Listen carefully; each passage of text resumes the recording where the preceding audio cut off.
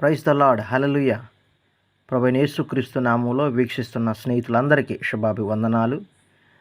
ఈ వీడియోను మీరు స్కిప్ చేయకుండా చూడవలసిందిగా ప్రభుపేట కోరుచున్నాను.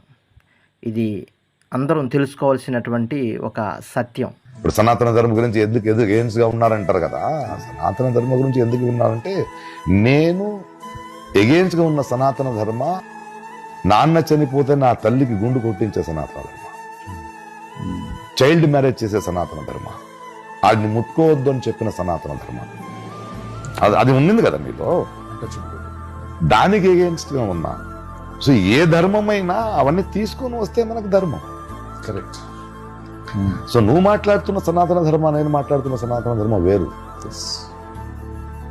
అర్థమైందా మీకు? అలా కాదు అది. Why are we angry? Because we have suffered. My mother has suffered, our daughters have suffered. సతీ సహగమన అని మీ సనాతన ధర్మంలోనే నాకు ఉన్నింది. దాని మీద ఉన్న కోపం కదా మనది. దాన్ని నువ్వు లేదు ప్లస్ ఒప్పుకో అంటే మైనస్ నువ్వు ఒప్పుకో.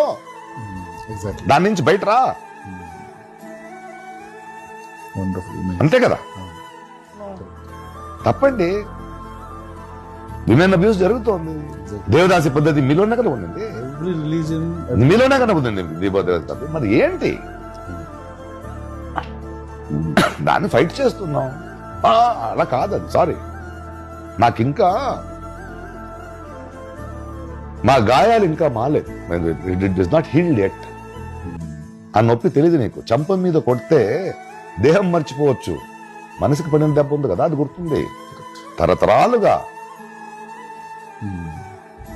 మీ మీ మీ మీ మీ మీ ఆ దెబ్బలు ఉన్నాయి కాబట్టి, ఆ కోపం ఇంకా ఉంది కాబట్టి, ఆ నొప్పి ఇంకా ఉంది కాబట్టి దాన్ని ఎగెయిన్స్ట్గా మాట్లాడుతున్నాం. అది అర్థం చేసుకోవా?